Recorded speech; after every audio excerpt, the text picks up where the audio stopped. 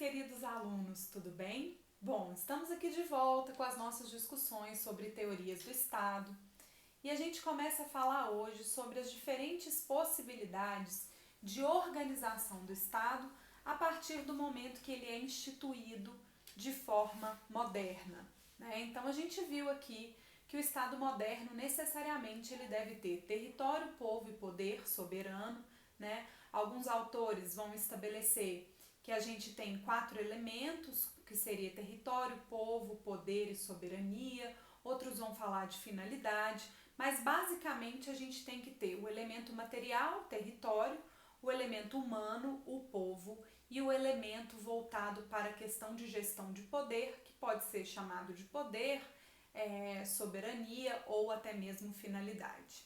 Então, quando a gente discute essas questões da existência do Estado, a partir do momento que esse Estado se apresenta como um Estado soberano, necessariamente ele vai ter que fazer escolhas que estarão, na maioria das vezes, expressas na Constituição desses Estados de forma positivada, de como que ele vai se organizar, tanto juridicamente, quanto politicamente, quanto em seu território, e quais são as opções que ele vai escolher para fazer a gestão da sua sociedade.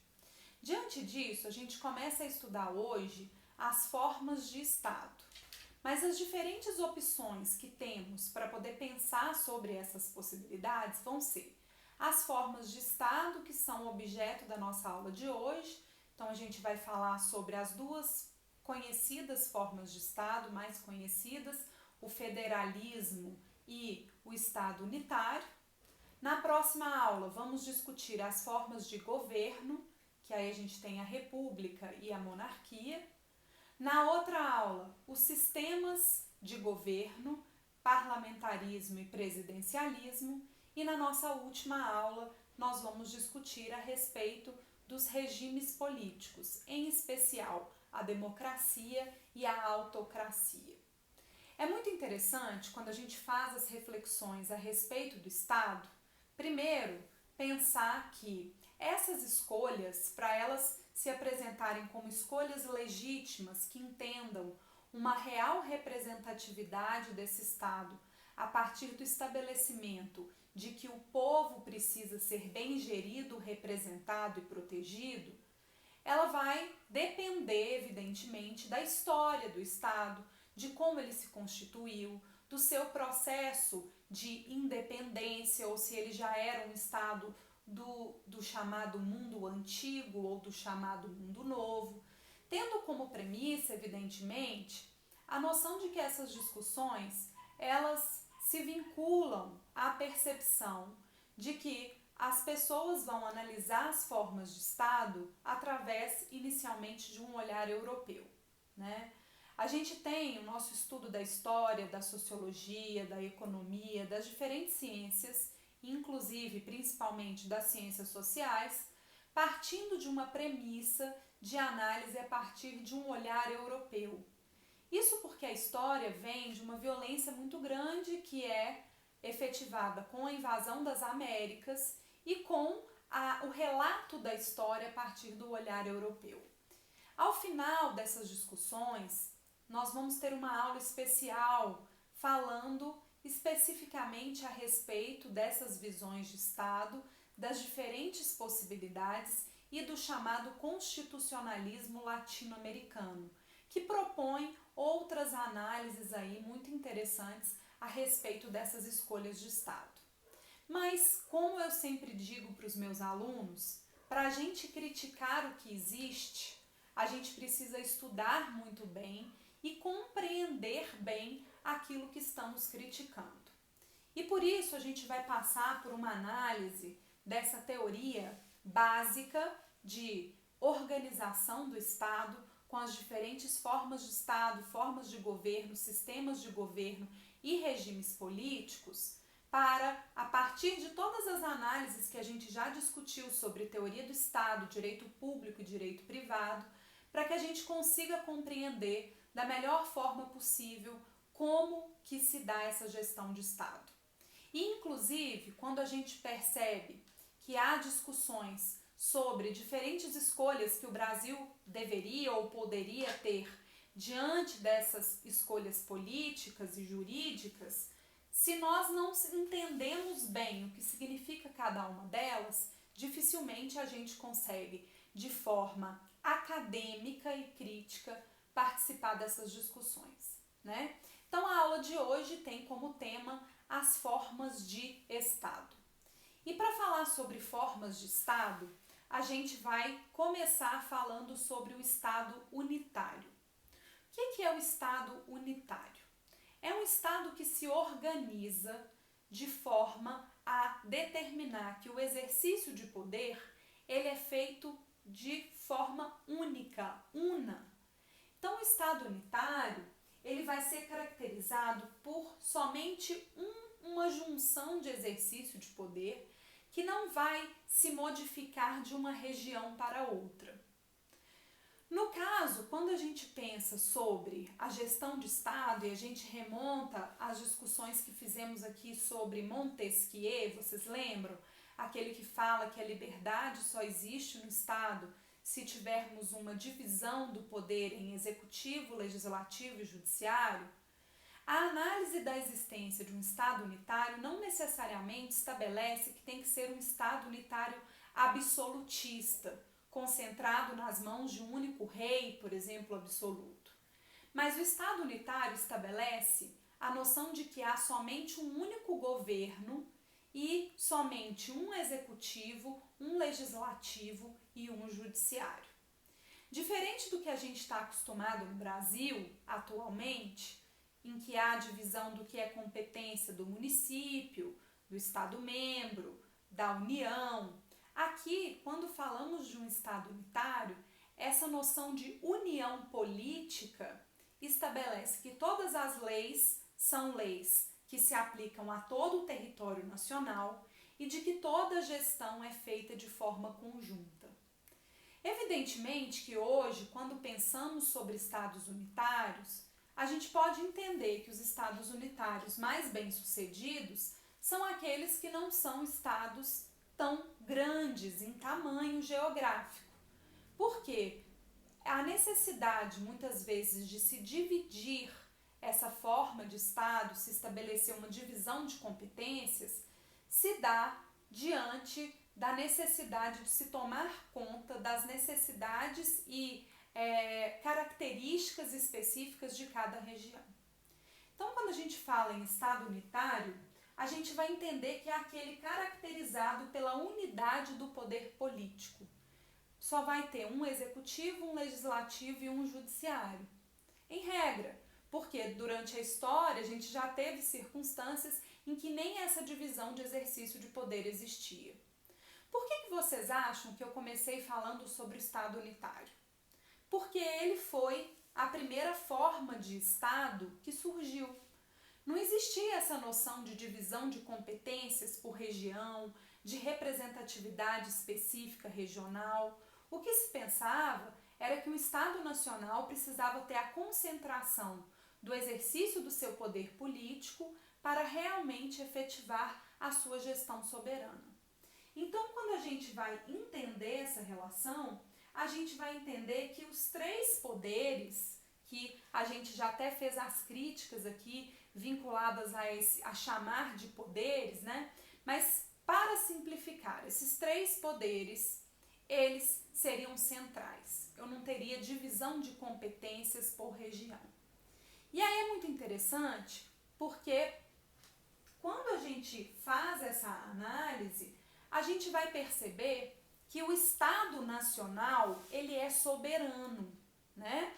Então, ele é soberano por quê? Porque no exercício de sua soberania, ele é totalmente independente para poder estabelecer as suas relações de organização da sociedade e as suas relações internacionais. Naquela visão que a gente viu de que a soberania é exercida no plano interno, quando o Estado tem a possibilidade de forma independente de se organizar, e no plano internacional, quando ele tem a possibilidade de estabelecer as suas relações internacionais na sociedade internacional sem ter a sua soberania violada.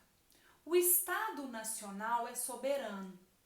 Diante dessa soberania e da instituição de um Estado unitário, a gente não vai ter órgãos autônomos que possam estabelecer de forma distinta e sem ser única a gestão de Estado.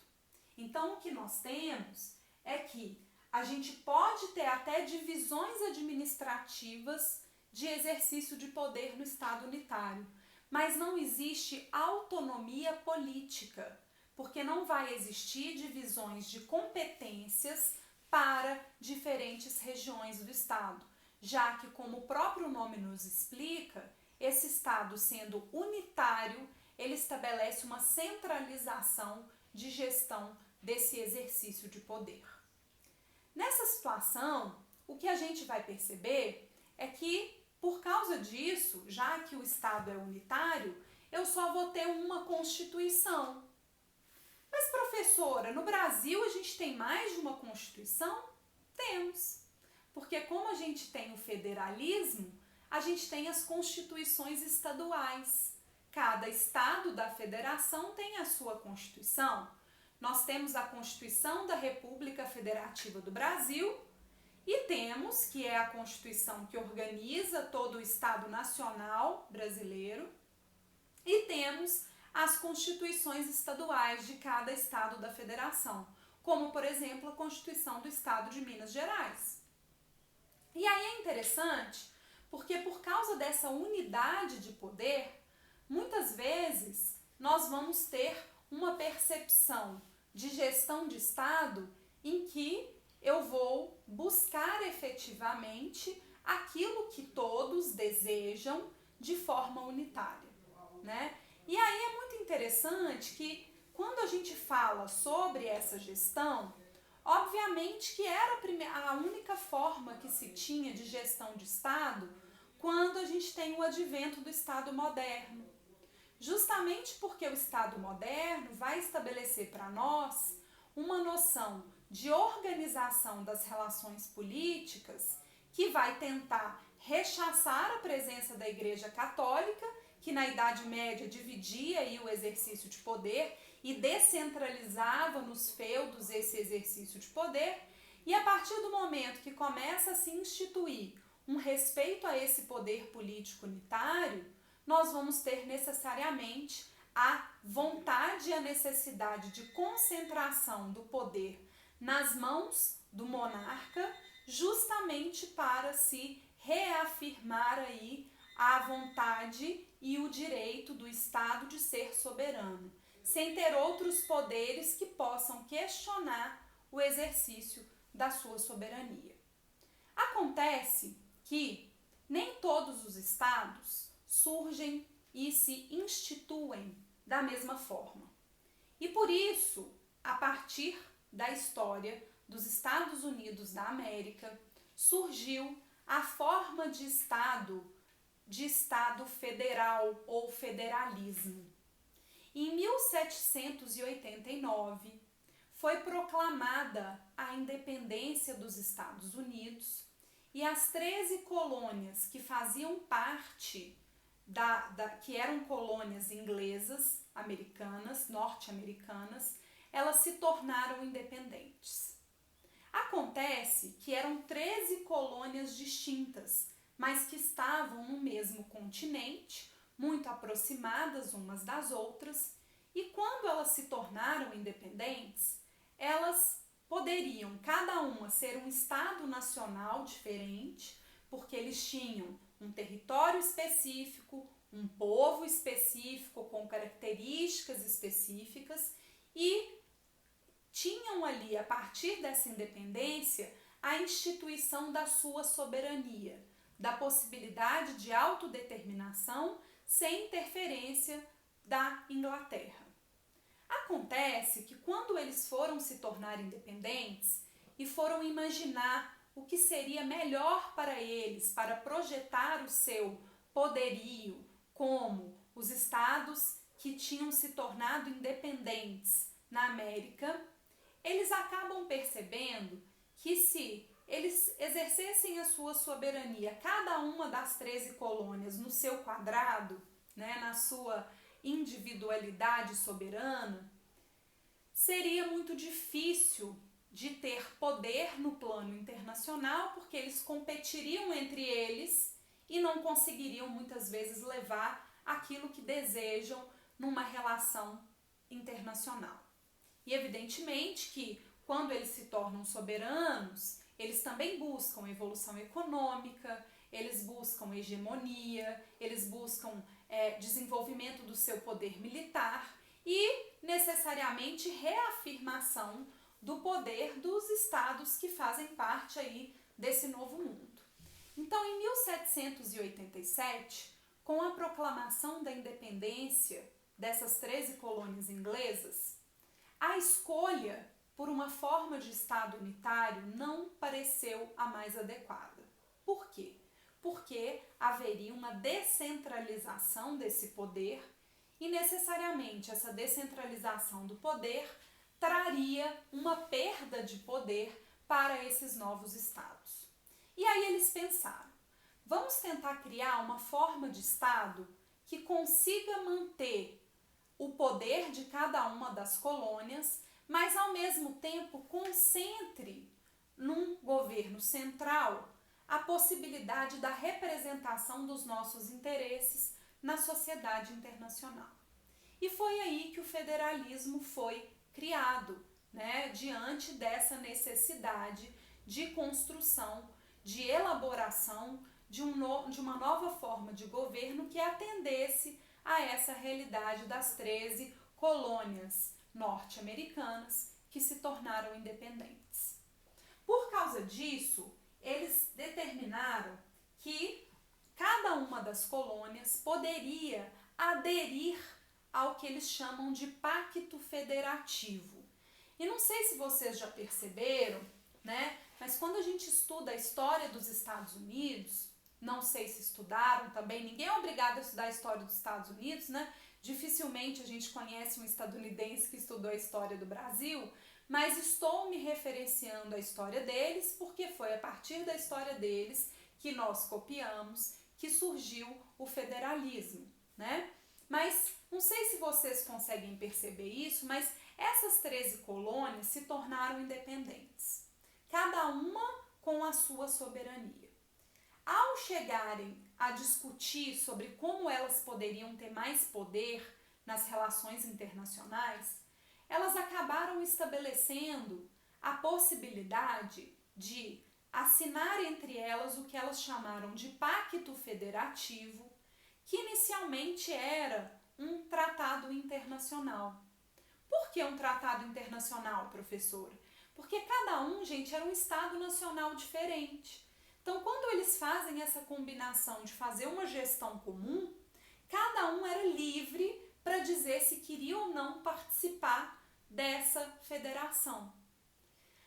A gente, quando estuda essa história, vai perceber, inclusive, que a Constituição dos Estados Unidos é um tratado internacional e cada estado, a determinado momento, vai aderir a esse tratado, vai dizer que quer fazer parte dos Estados Unidos da América. Por isso chama Estados Unidos da América, porque são vários estados que vão se unir e todos eles são da América.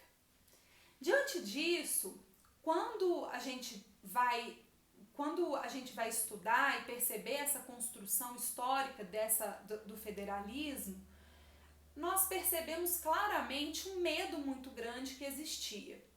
Evidentemente que se por um lado eles gostariam de ter mais poder por essa junção, né, a união faz a força, por outro lado, existia uma dificuldade de perder a independência que essas 13 colônias tinham acabado de alcançar. Então não dava para adotar um Estado unitário que estabeleceria uma concentração desse poder político. Então o que eles fazem? Criam um federalismo e estabelecem o que eles chamam de pacto federativo, que é um acordo contratual entre esses estados que vão aceitar transferir parte do seu poder para um governo central da União, por isso que a União faz a força, da União, para poder fazer a gestão em especial das relações internacionais desses estados que façam parte dessa federação. E aí, inicialmente, evidentemente que isso não veio pronto e não caiu do céu, inclusive as discussões históricas fizeram com que eles desenvolvessem melhor como que deveria ser esse sistema. Inicialmente, o Pacto Federativo, ele estabelecia que aquela colônia, aquele estado, né, que era independente, que passou a fazer parte dessa federação, que não gostasse, que ficasse desagradado, ele teria o direito de secessão. Direito de secessão é o direito de separação. Então, se ele não tivesse feliz com com estar e fazer parte dos Estados Unidos da América, ele poderia pedir para sair. Pede para sair, né? Ele podia pedir. Inicialmente, o Pacto Federativo, então, permitia o que a gente chama de secessão.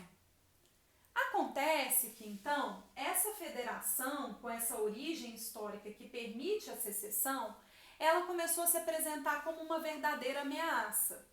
Porque imagina, um estado, né, que está sendo constituído, um estado novo, se constituindo por colônias que recentemente se tornaram independentes. Se elas permitissem que qualquer uma dessas colônias, ao se sentir desagradada por qualquer coisa, tivesse o direito de se separar, a fragilidade desse estado seria muito grande, especialmente também para se tratar nas relações internacionais. Então, inicialmente, eles analisam e permitem essa secessão, essa separação, mas posteriormente eles estabelecem uma nova estrutura para essa federação que diz, olha, uma vez tendo entrado e assinado o Pacto Federativo, o Estado ele passa a ser parte do Estado Federal e ele não tem mais direito de pedir para sair. E isso trouxe uma maior robusteza para a existência dos Estados Unidos da América como um Estado nacional, que tivesse essa união de gestão de poder. Pensando sobre isso, cada Estado, então, ele não perdia totalmente a sua soberania. Ele transferia parte do seu poder para o governo central, em especial nessas relações de gestão internacional e daquilo que fosse tratado como assuntos de interesse da União, mas vários assuntos mantinham-se como de competência, ou seja, cabíveis legalmente aos estados da federação. Por causa disso, começou a se perceber que ficaria confuso falar que os Estados Unidos da América como um Estado nacional era soberano e que os estados da federação, como por exemplo a Flórida, a Califórnia, o Alasca, eles teriam soberania também. Então começou a se distinguir esses conceitos. Os Estados Unidos da América concentram na União o exercício da soberania, porque é os Estados Unidos da América que representam esse Estado nacional. Já os Estados da Federação, eles cedem parte do seu poder, mas passam a ter o quê? Autonomia. Autonomia para fazerem a gestão das suas necessidades, das suas vontades, diante das relações estatais. Por causa disso, o que vai se estruturar na Constituição Federal dos Estados Unidos da América, que é até hoje a mesma, desde 1787. Vai se estruturar a organização desse Estado, estabelecendo o que compete a cada ente federativo, que é o conceito de competência legal que nós já discutimos amplamente aqui nessa disciplina. Então, por isso, quando se estabelecem essas competências, nós vamos perceber que a competência atribuída ao governo central, à União, vincula-se a esse exercício de soberania, em especial a soberania nacional. Mas Nos Estados Unidos, por esse histórico, pouca coisa compete à União, porque a maioria das questões jurídicas se mantém no exercício da autonomia dos Estados Federados, justamente porque, para eles aceitarem aderir a esse pacto federativo, evidentemente que eles não abririam mão de grande parte do poder que já tinham. E aí é interessante porque quando a gente analisa até hoje, porque inclusive a Constituição, como disse para vocês, é a mesma, mas outros estados foram aderindo ao longo da história dos Estados Unidos a esse pacto federativo, que começa sendo um tratado internacional e converte-se em uma Constituição. É interessantíssimo perceber que, por causa dessa história de ter uma soberania separados, abrir mão dessa soberania em função do governo central, mas mantendo grande parte de sua autonomia, faz com que quase tudo que é importante seja de competência dos Estados Federados. E por isso, lá no federalismo estadunidense, nós vamos perceber que cada estado tem um código penal diferente, tem um código civil, estabelece relações muito distintas de um estado para o outro. Inclusive nós que estudamos direito, se a gente vai estudar direito nos Estados Unidos, o referente ao exame da OAB lá não é nacional, porque cada estado tem um exame diferente de acordo com a sua legislação. E se eu cursei direito e passei no exame da OAB da Califórnia e quero me mudar para Nova York para morar lá e atuar lá, eu tenho que fazer um novo exame de acordo com os parâmetros legais do estado de Nova York. Então é interessante, né, as consequências disso. Por isso também, não sei se vocês já tiveram essa experiência, mas quando a gente conversa com um estadunidense, a gente pergunta assim, de onde que você é, gringo? Né? Ó, o preconceito, tem gente, de onde que você é? Aí ele responde assim, eu sou de Nova York, eu sou da Califórnia. Dificilmente ele fala, eu sou dos Estados Unidos. Porque a vinculação da identidade, da percepção de pertencimento, ela é muito maior com o Estado da Federação do que necessariamente com o Estado Nacional como um todo.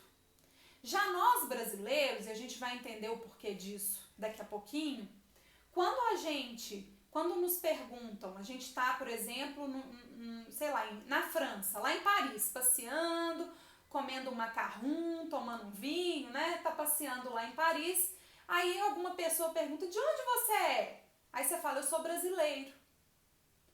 Dificilmente você fala assim, eu sou de Minas Gerais, né? Porque estando lá fora, a nossa percepção de identidade se volta para essa centralização. E a nossa história explica isso, já já eu chego lá. Percebendo essa análise, a gente vai ter então, quando a gente fala dos Estados Unidos da América, uma análise, deixa eu puxar vocês para pertinho de mim, deixa eu ver se eu não derrubo aqui. Uma análise muito voltada, e minha luz está refletindo, mas dá para vocês verem. Uma análise muito voltada que os Estados Unidos, a Alemanha, a Suíça, mas os Estados Unidos em especial, que é o caso que a gente está analisando aqui, ele tem o que a gente chama de formação da federação por agregação. Por que por agregação? Porque eram colônias, 13 colônias, que se tornaram independentes e se tornaram, portanto, soberanas. Mas ao assinarem o Pacto Federativo, elas resolvem abrir mão de parte do seu poder para centralizar esse poder na União.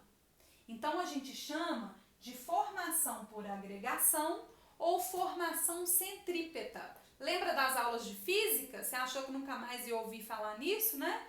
Formação centrípeta, por quê? Porque a força faz com que eles se unam, né? Então, eu vou ter, eles eram separados e se uniram. Então, a doutrina chama de federação por agregação ou federação centrípeta.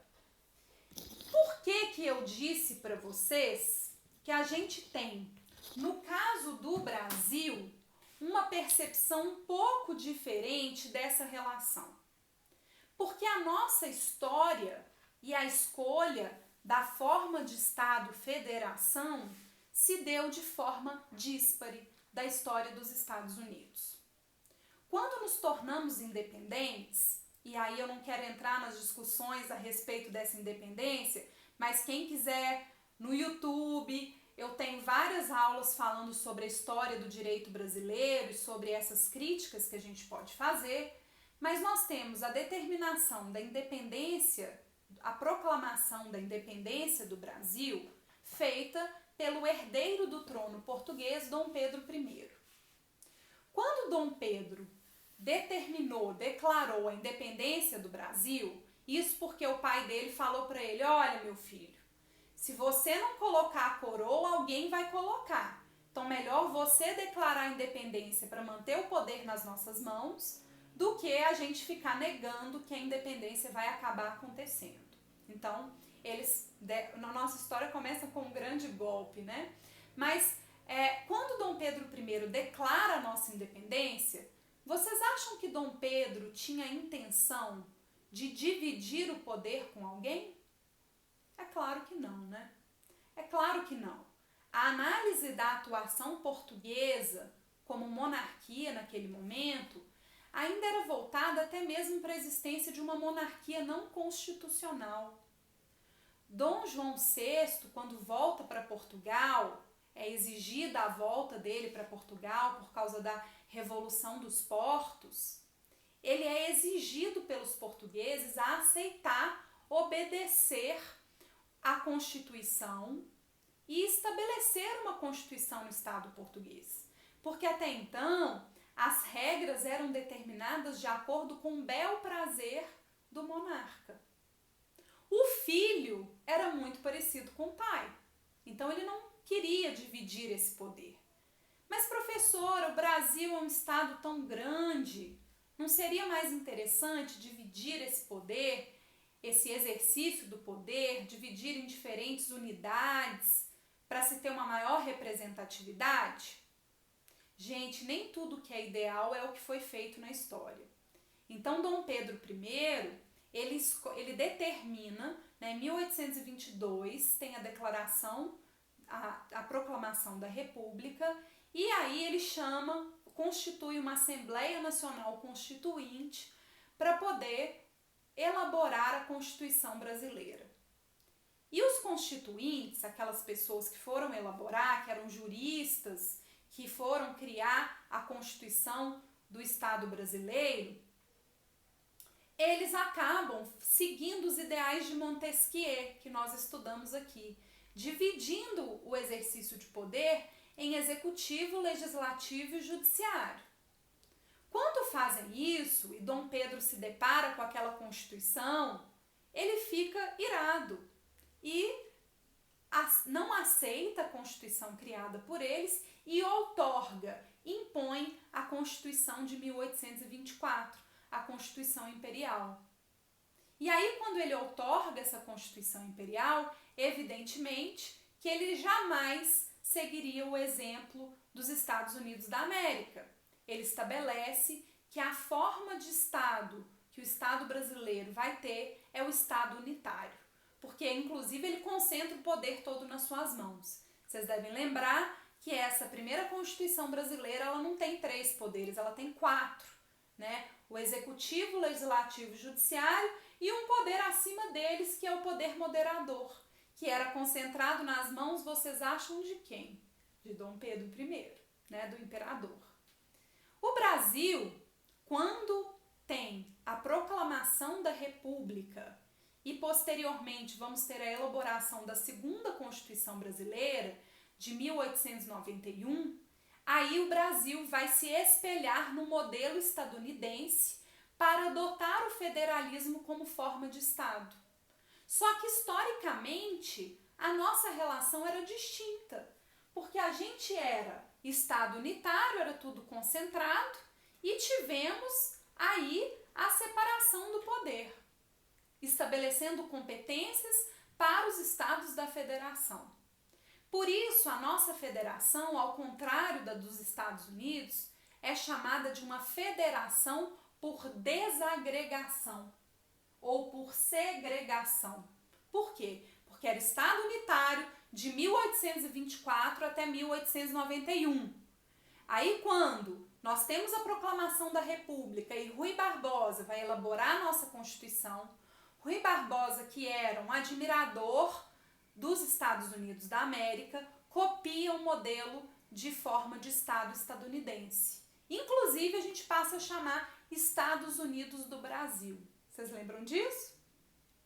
Outro nome que pode se dar também para essa federação por segregação, que é o caso do Brasil, é de federação centrífuga. Por quê? Porque, apesar de ser unitário e separar, quando se tem muito poder concentrado e separa, qual que é a consequência disso? Por mais que a gente estabeleça competências para os Estados-membros, para os municípios, para o Distrito Federal, essa separação, ela ainda concentra muito as forças no poder da União. E por isso que aqui a gente só tem um Código Civil, um Código Penal, um Código Tributário Nacional, uma CLT, justamente porque aqui, pela nossa história, a tendência é de que se tenha o governo central, o governo da União, tenha muito mais poder do que os governos do Estado. Tá claro para vocês? Espero que sim. Bom, então essa é a grande diferença. Agora, com as discussões que têm acontecido sobre competências dos estados, dos municípios e da União referentes à saúde, por exemplo, como a Constituição estabelece que compete a todos o cuidado com a saúde e o governo federal tem tido uma postura de não atuar tanto na proteção em relação ao Covid-19, o que a gente percebe é que as competências dos estados membros e dos municípios têm salvaguardado a defesa do direito à saúde. E aí sim a gente dá graças a Deus de ter uma forma de estado como a federação, né? Por mais que muito ainda se tenha de concentração de poder por causa dessa nossa história aí que advém de um estado unitário, né? Então, comparando aí o Estado federal com o Estado unitário, resumindo, o Estado federal é politicamente descentralizado. Então, eu tenho, dentro dos diferentes estados, poder executivo, legislativo e judiciário, né? Então, eu tenho, olha, na União, quais são os órgãos do legislativo? O Congresso Nacional, e o Congresso Nacional é composto de duas câmaras, não é isso? A Câmara dos Deputados, que são os representantes do povo, e o Senado Federal, que são os representantes dos estados da federação. Só tem sentido ter Senado Federal quando eu tenho um Estado Federal, porque aí eu tenho lá a representação no Senado Federal dos estados da federação. Fechou? Então, a partir dessa descentralização política, eu vou ter a existência do que a gente chama de poder constituinte derivado decorrente. Ixi, professora, complicou. O que é esse poder constituinte derivado decorrente? Além de se ter a Constituição, que a gente chama, que as pessoas chamam de federal, mas que o nome correto é a Constituição da República Federativa do Brasil, além de termos essa Constituição, chamada de Constituição atualmente Cidadã, de 1988, a partir do momento que veio a Constituição de 88, que ela foi proclamada, foi instituído o poder constituinte derivado decorrente, que é o seguinte: se veio a Constituição de 88, tiveram que ser elaboradas constituições estaduais para poder estabelecer como que cada estado da federação ia se organizar. Então a gente não tem no Estado Federal somente uma Constituição, porque cada Estado membro terá suas constituições estaduais. Beleza? A vontade regional, por causa disso, ela vai ser muito mais bem considerada do que se a gente tivesse uma centralização desse exercício de poder no Estado unitário. E por isso, muitos entendem que estados como o Brasil, os Estados Unidos, que são muito extensos em território, eles teriam como forma de Estado ideal o federalismo, já que esse federalismo permite uma maior representatividade, tanto legislativa, quanto executiva e quanto judiciária. Para fechar com vocês, olha, o Poder Legislativo Federal, então, é o Congresso Nacional, que é composto de duas câmaras, que vai ser a Câmara dos Deputados, que são os representantes do povo, e o Senado Federal, que são os representantes dos estados da federação. Já o legislativo estadual, qual que é? Qual que é o legislativo de cada estado da federação? A Assembleia Legislativa, composta pelos deputados estaduais. E no caso do Brasil, diferente dos Estados Unidos, o município também é considerado ente federativo.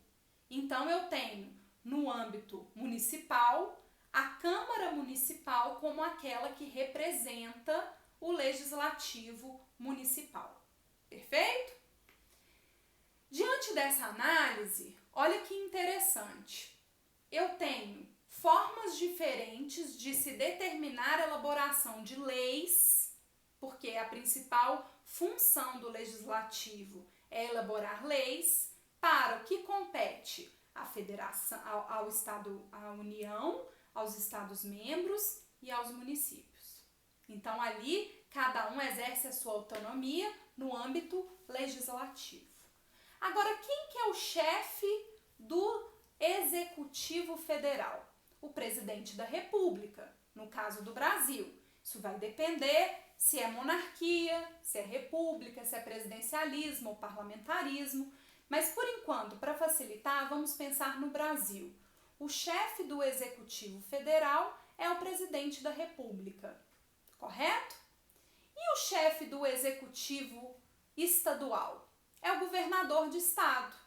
Então, qual que é o governador do seu estado? Ele é o chefe do Executivo Estadual. E o chefe do Executivo Municipal é o prefeito do município. Então, cada um tem a sua competência específica. Já o judiciário, ele não se divide da mesma forma, mas a gente tem aquela gestão de justiça que é federal, ou seja, que se aplica para o âmbito nacional, e tem também as justiças estaduais, sendo que o órgão cúpula do judiciário é o Supremo Tribunal Federal.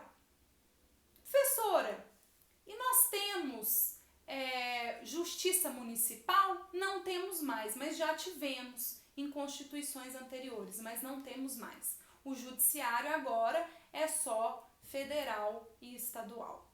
O que não couber ao âmbito federal fica como competência residual para o âmbito estadual. Tranquilo? Bom, e o Estado unitário? O Estado unitário, diferente do federal, ele é politicamente centralizado. Ele pode ter, gente, órgãos distintos para exercício de poder. Isso não significa que ele não tem legislativo, executivo e judiciário, mas ele tem só um legislativo, um executivo e um judiciário. Perfeito? A Constituição é uma só, porque ela é única. Eu tenho uma ordem jurídica centralizada e apenas o poder central é expresso. Eu não tenho essa disseminação aí de exercício de poder. Bom, é necessário, para poder finalizar a aula, eu sei que essas aulas vão ficar um pouco mais longas, tá, gente? Então peço paciência de vocês, comparar ainda a diferença de federação para confederação. A federação é a forma de Estado em que os Estados-membros transferem a sua soberania para um governo central e mantém a autonomia. Beleza? O vínculo jurídico na federação é a Constituição Federal, que estabelece o Pacto Federativo. E atualmente os pactos federativos não permitem a secessão. Os estados são autônomos, no caso da federação, porque eles vão ter autonomia para exercer somente aquilo que a Constituição disse que lhes compete. Perfeito? E o pacto federativo é indissolúvel, ele não pode falar eu quero sair. Né? Minas Gerais fala assim, olha, eu não quero mais fazer parte da República Federativa do Brasil. Legalmente não é possível, só através de uma guerra, ou evidentemente uma negociação, mas não seria legal nos parâmetros constitucionais. E não há, portanto, porque esse pacto federativo é indissolúvel, na federação não há direito de secessão. Fechado?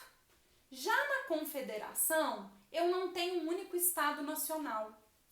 Eu tenho vários estados nacionais que resolvem se unir de acordo com a sua vontade, o seu interesse, para estabelecer um vínculo por meio não de uma Constituição, mas de um tratado internacional. Exemplo disso, poderia comparar com a União Europeia, que em vários sentidos os estados que fazem parte da União Europeia atuam conjuntamente no plano internacional, mas se quiserem sair, podem sair. Olha a situação aí do Reino Unido, que fazia parte da União Europeia e negociou a sua saída em função de não ser uma federação e sim uma confederação. Agora ficou mais claro, né? Os estados, eles não são autônomos. Autônomo é só na federação. Os estados aqui são nacionais, então eles são o quê? Soberanos. A soberania não é um elemento essencial da existência do Estado Nacional? Então, na confederação, os estados mantêm a sua soberania. Eles não transferem soberania. E o pacto confederal é dissolúvel, ou seja, ele pode se separar, tendo, portanto, o que a gente chama aí do direito de secessão. Exemplo, o Reino Unido, que negociou a sua saída da União Europeia. Bom, espero que vocês tenham gostado da aula, que eu tenha esclarecido aí as diferenças de Estado unitário para a federação. Na próxima aula a gente continua as discussões agora sobre formas de governo. Muito obrigada pelo carinho, estamos chegando ao final do semestre, né? E espero que vocês estejam achando proveitosas aí as nossas aulas. Muita saudade, beijo, tchauzinho!